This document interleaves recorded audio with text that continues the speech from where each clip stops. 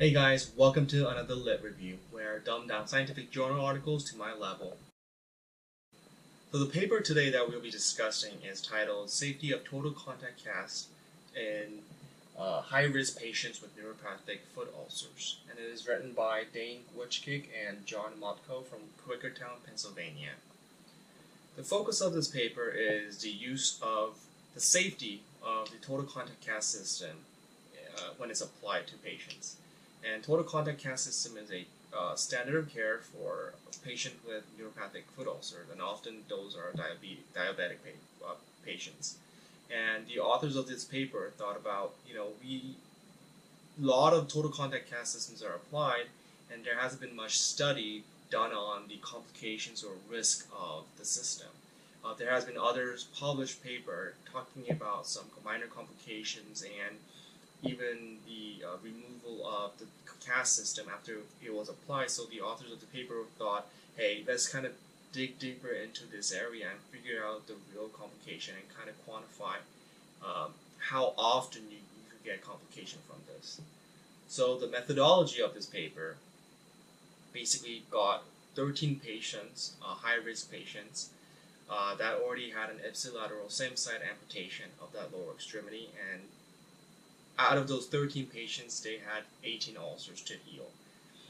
So what they did is they took those patients, applied total contact cast system, and the way total contact cast system is applied is you essentially put padding around the bony areas like your malleolus and your the tibial shin, even to the dorsum of the foot, and then you put a foam on top of the toes, and after that you put fiberglass, plaster cast around it to kind of mold the plaster cast to the shape of the foot, and afterwards they put fiberglass around it, and then you put posterior splint, and then after that you put a foot plate where the patient can walk on top of that, and then they cover it back up again with another splint, and then you cover it up with a fiberglass. So essentially, total contact cast system is where you're immobilizing the patient's lower extremity of that leg by just basically creating this contoured cast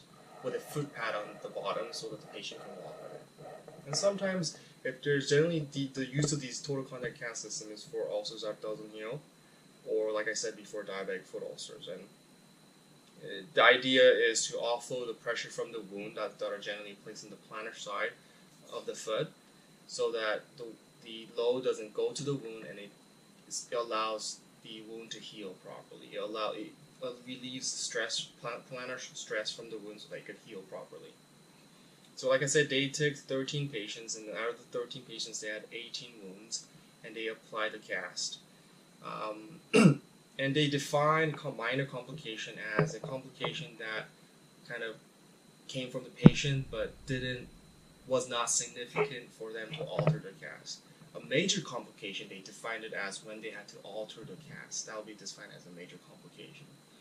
So they applied the cast for those 18 ulcers and waited until they healed, and they looked at the result and evaluated if there was any complication.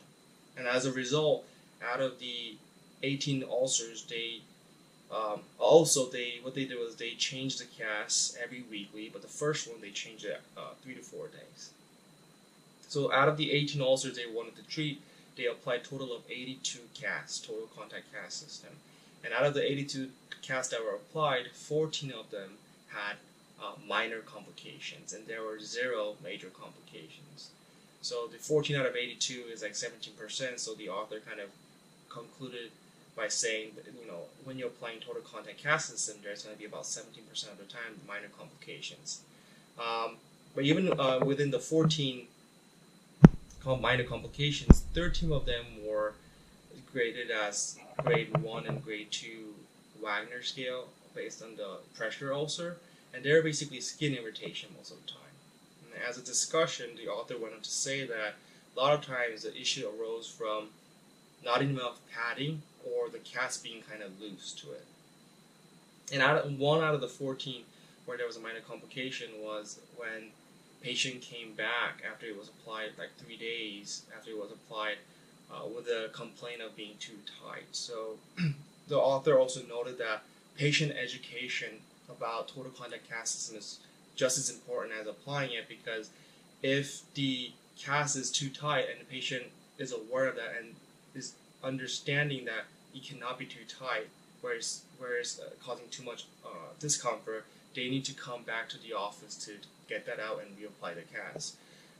For that one patient who came back, who brought the cast back, who came back to the office for the office to change the cast, it did not result in any significant tissue damage. So that's good. So patient education in how total contact cast system works is highly suggested.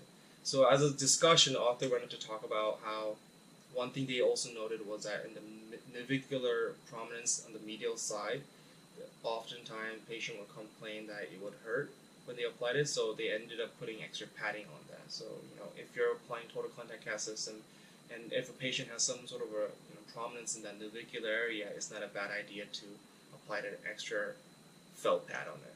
And basically, the way the author, in part of the discussion, also wanted to say that total contact cast system works by kind of distributing the force evenly and kind of transferring the plantar pressure from the forefoot to the rear hindfoot.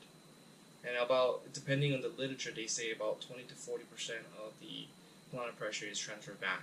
And secondly, total contact cast system works by distributing the force, total load of the lower extremity to the lateral wall of the cast. So the actual structure of the cast also gets impacted by it. It takes away the total load of the patient. So that's good.